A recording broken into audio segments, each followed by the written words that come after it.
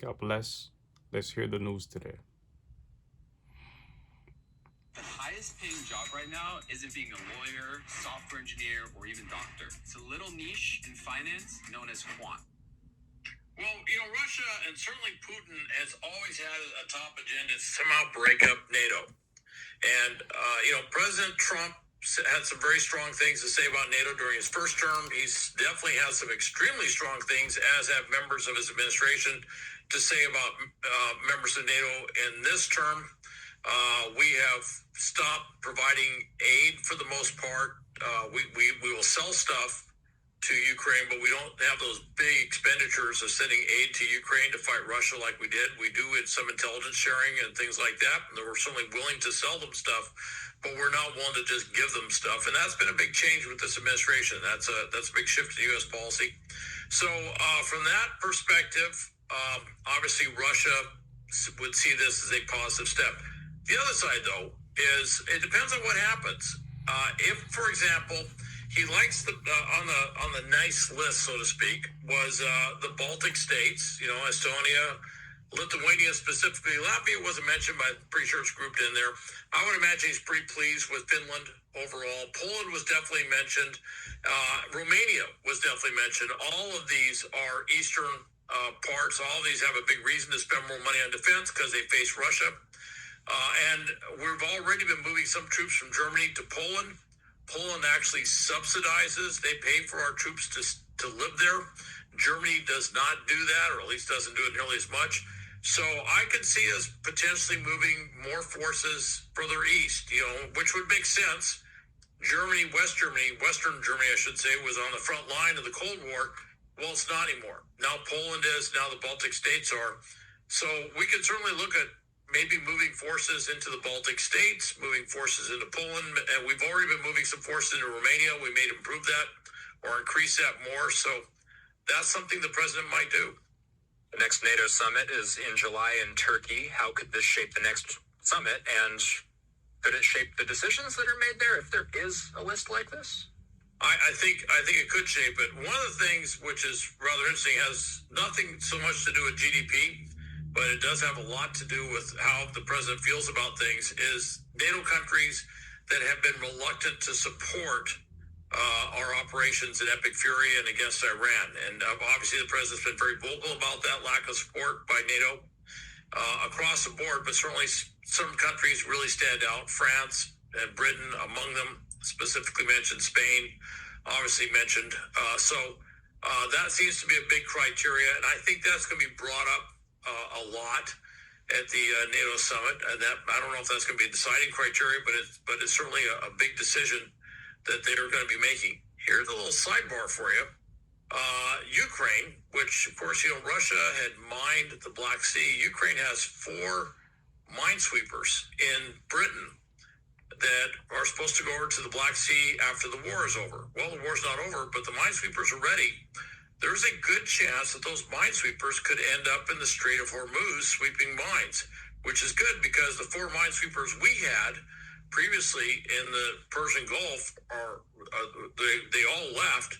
2 of them have recently returned, but we're desperately in need of minesweepers. So that kind of throws an interesting, I don't know if you want to say a monkey wrench into the tiering system, but if Britain is down there helping the Ukrainians with mine clearing operations in the Strait, maybe the dynamic will shift. Maybe Britain's place on the naughty and nice list might shift a little bit. Yeah, as you mentioned, I was reading some reports about this. Ukraine is reportedly ready to send mine hunters from the United Kingdom to help reopen the Strait of Hormuz. We'll wait for some official word on that, but for now, that's what's being reported by news outlets. You got me wondering, where does the idea of Ukraine joining NATO stand at this point? Well, the U.S. has not been vocal in favor of it, and we tend to see it as if we say that it's going to join NATO, then Russia will say absolutely not, and they'll never get over the war. Exactly. And I think President Trump still thinks he's going to be able to somehow impose peace with the Russia-Ukraine war without, basically Ukraine militarily decisively defeating Russia. And it just hasn't happened. We've seen this going back and forth. It just hasn't happened. But the reality is that if Russia was decisively defeated, if Russia was forced to withdraw from Ukraine, there's a lot of ifs going in that, all right? But if that were to happen, probably would be predicated on a regime change in Moscow, would be my guess. But if all that happens, I think that everything would change as far as Ukraine joining NATO. The other thing, too, is Ukraine putting minesweepers down the Strait of Hormuz. Ukraine is down there helping all our Gulf allies with anti-drone capability, drone interceptors. Ukraine is really stepping up in a big way with helping support indirectly what we're doing in the Persian Gulf, the Strait of Hormuz. So, and they're who knows? too. Maybe there'll be a shift in feeling in Washington D.C. You're a strategic risk assessment expert. What's the real risk to ordinary people if there is some sort of growing rift or even bigger rift within the NATO alliance? Well, the rift is you have some major powers there, economic powers. And the rift would be if NATO was to fall apart, that they could start separately doing things that could punish the U.S. You know, they do have a lot of economic clout. They have relationships all over the world, places where we need natural resources, places where we have markets. And it is foreseeable at some point in the future that European countries could really, our pulling back from engagement with Europe means that Europe may step up and become more assertive. And that assertiveness may not always align with what the U.S. wants to do. And that's the risk of pulling back. You know, on the one hand, we want them to step up. We want them to contribute more. We want them to, the days of them kind of blindly relying on the U.S. to save them from a security standpoint. I think it's been pretty clear that that is not the case, that they have to make an effort to save themselves as well. And but the other side is, and I've seen this firsthand with my consulting in various different places, that sometimes we are at odds with our European allies because they have certain natural resource or trade needs, and they want to definitely get what they need first and foremost. Al Kempfer is a retired Marine intelligence officer and the host of the Strat podcast. You can listen to Strat anywhere podcasts are available. Thanks, Al. This can forecast U.S. stock prices to the penny. This is where it says NVIDIA stock will close tomorrow. And now, Europeans are being our allies much more vocal because they're feeling the brunt of a lot of this in their criticism. German Chancellor Friedrich Merz offering a strong rebuke of the Trump administration in public comments yesterday. Speaking at a school in central Germany, Merz said, quote, "The Americans clearly have no strategy when it comes to the war with Iran." He called the entire operation ill-considered, to say the least. He said he's unsure what strategic exit the United States could take at this point, adding Iran is obviously negotiating very skillfully, or rather, very skillfully not negotiating. The German chancellor adding an entire nation, referring to the United States, is being humiliated by the Iranian leadership. Caddy K, obviously Europe, though not involved in this war directly, is feeling all the impacts on their cost of fuel, on their cost of food, on their cost of fertilizer. This war is impacting them, and now leaders are being much more vocal in their criticism of the Trump administration than we've seen them on other matters. Yeah, because Europeans are feeling the impacts because of high gas prices, because there's a lack of jet fuel. Lufthansa, for example, has had to cancel thousands of flights coming up over the summer. That's the German airline. So the Germans know what is at stake here. I mean, we're in a situation where there's a kind of game of chicken going on between the U.S. economy and the pressure that puts on the president and on Republicans, and the global economy and how long that can withstand the closing of the Strait of Hormuz. President Trump said on Sunday, well, the Iranians have only 3 days before their pipelines explode because they've had to shut down production and the pipelines are under so much pressure because they're still full of oil. That doesn't just sound like a scene from a Tom Clancy novel. It is literally a scene from a Tom Clancy novel. Although a former U.S. intelligence officer told me it's silly. Of course they know how to shut down production. They are not 3 days away from their pipelines exploding. But the White House is trying to put out a message that the Iranian regime can't withstand this economic pressure. They may still have 3 to 4 months of availability that they can put up with this kind of shutting of the Strait of Hormuz. I don't think the global economy, and clearly the Europeans, And I think that's where the frustration you hear from the German Chancellor is coming from. Germany, of course, has been actually one of the most closely aligned European countries with America. They stood out firmly in favor of strikes against Iran initially, very close to Israel as well. So it's striking that that comes from the German leader. Yeah, we've seen a real change in the dynamic here, the relationship between the United States and Europe. It started, President Trump, since coming back to office, has been taking pot shots at Europe, but it feels like Europe found their voice and their footing, willing to hit back earlier this year with the situation in Greenland, when President Trump flying to Davos, and there was a real thought that he might land and declare war on Europe in order to seize that island. And we have now seen since that moment, and it accelerated because of the war in Iran and, of course, the ongoing struggle in Ukraine, more and more European leaders find their voice in being willing to hit back. Trump's critical of them. They're now doing the same. Zelensky repeatedly of late feels like he's abandoned his quest to be Mr. Nice Guy, to cozy up to Trump. Now the German Chancellor, the French Emmanuel Macron, has done the same of late, telling President Trump, hey, you don't need to speak every day. So I'm wondering here, this is going to be more and more of Europe trying to hit back and saying, look, we can't count on you. We don't need you. Yeah, saying the quiet part quite out loud.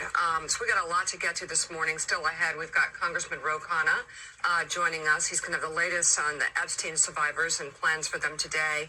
Also the latest on Jimmy Kimmel and Donald and Melania Trump, the president and the first lady, calling for him to be fired. We'll have the latest on the new charges filed against the man accused of trying to storm the White House Correspondents' Dinner with guns and knives. Plus, some Republicans are using that incident to push for legislation that would use taxpayer money to fund the president's ballroom project.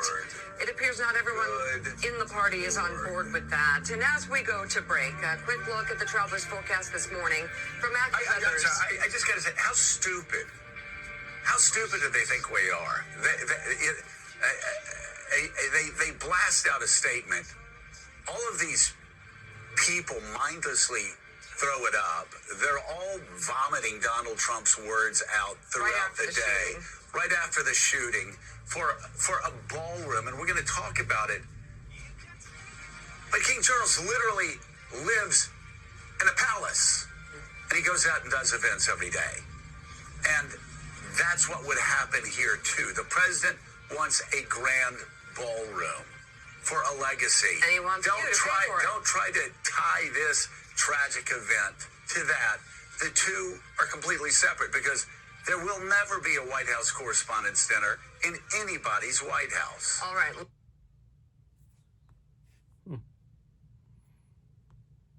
Facts.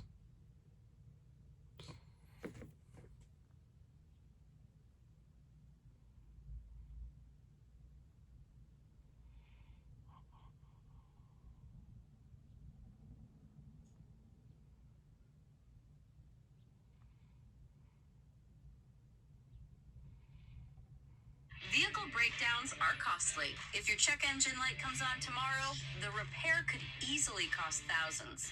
It certainly could be a diplomatic courtesy. It could also just be that the U.S. is mulling over its options. The administration continued to mull over its options, not quite sure what the next step is now that Iran has put forward a new proposal. But yes, all eyes will be on Washington. The king will be speaking before a joint session of Congress today. We have been hearing that he's going to be using language of reconciliation. And I think it's, the U.S.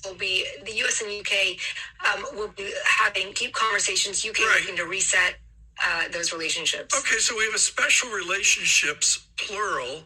I think, how alone is President Trump? How alone is America in this war? Yes, Tom. I mean, this is the big question.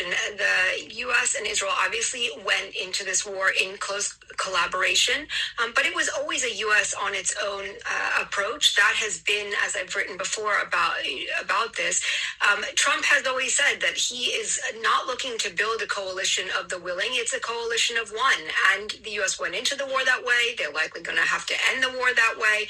We know Europe has had many conversations over the last couple of weeks about how they can help support after the conflict, but there have been no hands raised from across Europe or even the region to get actively involved in this conflict. This is a conflict owned by the U.S. and this administration. So if it's owned by this administration and the U.S., Is it the incentive? Is it the incumbent upon the U.S. to initiate meaningful negotiations here?